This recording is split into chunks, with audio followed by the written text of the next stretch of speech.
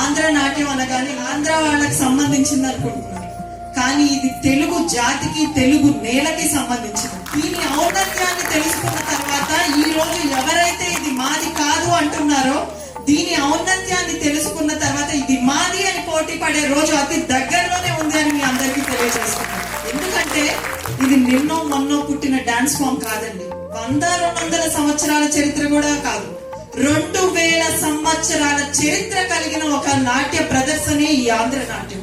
సుమారు బౌద్ధ కాలం నుండి దేవాంగనాలు, దేవదాసీలు ఆలయాల్లో ప్రదర్శించే నృత్యం. ఒకప్పుడు గుడిలో, బడిలో, రాజదర్బార్లో వెలుగొందిన ఒక కళ ఏదన్నా ఉందంటే అది ఆంధ్ర నాట్యం. అటువంటి గొప్ప ఆంధ్ర నాట్యం మనది అని చేరువ చేసుకునే అదృష్టాన్ని మీరు ఈ రోజు మాకు ఇచ్చారు.